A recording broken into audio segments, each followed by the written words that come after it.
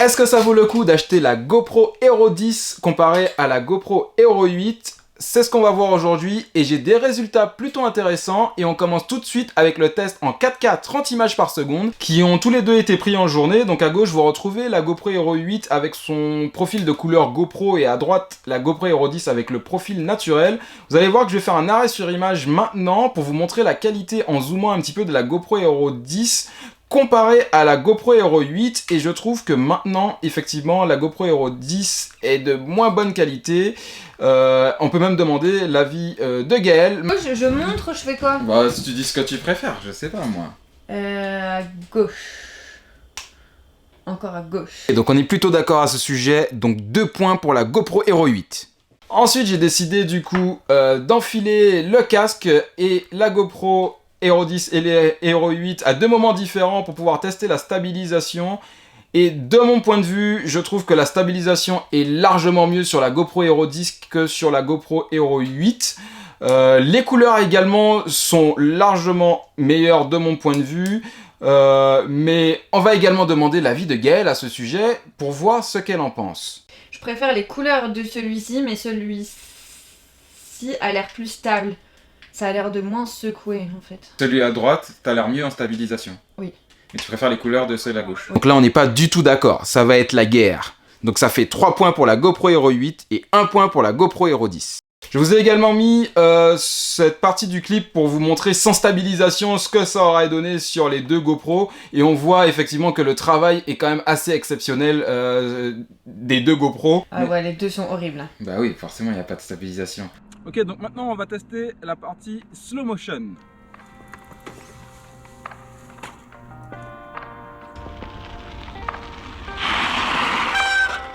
Ok, donc il y a une petite rivière là, donc on va voir si on peut tester la petite partie au ralenti avec la GoPro 8 et la GoPro 10. C'est parti. Donc je vous laisse regarder ce petit ralenti pour que vous puissiez vous faire votre propre avis et je vous donnerai le mien juste après.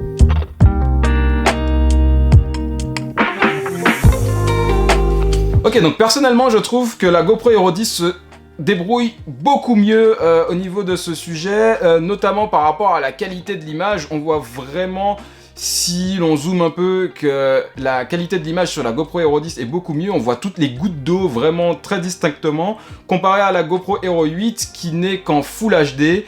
Et on voit que la qualité est vraiment beaucoup plus dégradée sur la GoPro Hero 8.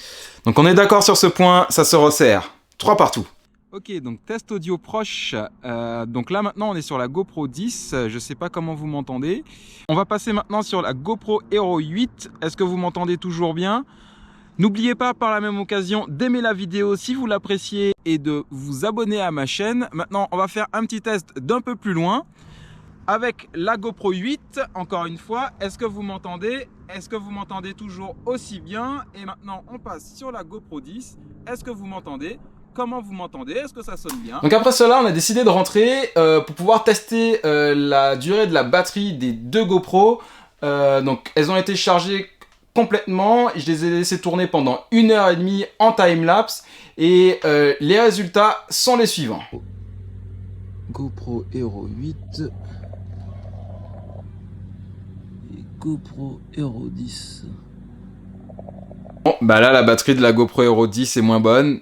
Donc on va rajouter qu'un point parce que là on ne l'a pas choisi. Donc 4 pour la GoPro Hero 8 et 3 pour la GoPro Hero 10. Après cela, j'ai décidé de les tester en conditions de basse lumière. Comment la GoPro 10 se débrouille comparé à la GoPro 8. Là maintenant, je vais augmenter la lumière. Hop. Et comment elle se débrouille. Je trouve personnellement que la GoPro Hero 10 se débrouille beaucoup mieux en conditions basse lumière. Sur les images de la GoPro Hero 8, il y a beaucoup plus de grains, ce qui dégrade énormément la qualité de l'image. Et les couleurs sont également beaucoup mieux sur la GoPro Hero 10 que la GoPro Hero 8 de mon point de vue. Genre celui de gauche, il y a beaucoup moins de bruit. Il y avait plus de luminosité à droite, mais ça bougeait de partout, c'était pas beau. Les experts sont d'accord à ce sujet, donc 5 pour la GoPro Hero 10 et 4 pour la GoPro Hero 8. Nous avons décidé de passer sur la partie fun, de changer un petit peu de spot, et c'est ce que je vais vous montrer un peu maintenant.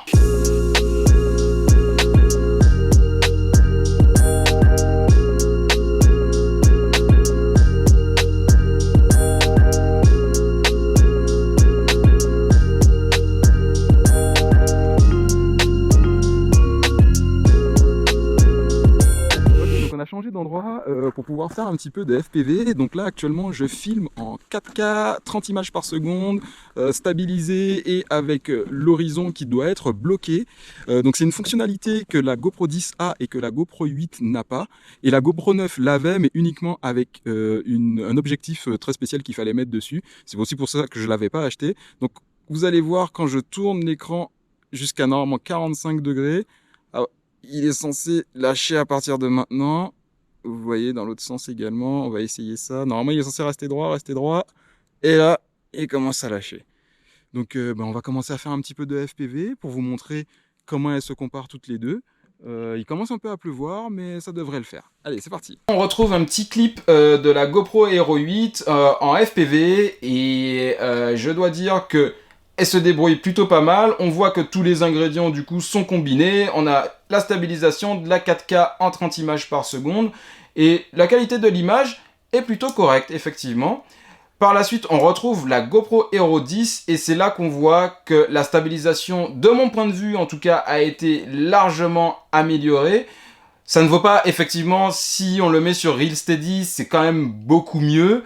Mais quand même, c'est plutôt correct, et au niveau des couleurs, le profil de couleurs naturelles ressort très bien, fait très bien ressortir les couleurs, ce que je trouve appréciable. Gaël n'a pas d'avis sur ce sujet, c'est moi l'expert FPV dans tous les cas, donc 6 pour la GoPro Hero 10 et 4 pour la GoPro Hero 8. Par la suite, j'ai fait un petit test de conditions sous l'eau pour voir un petit peu la différence, et pour le coup, on est très d'accord avec Gaël sur ce sujet.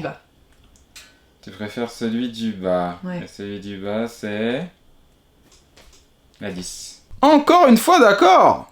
Exceptionnel.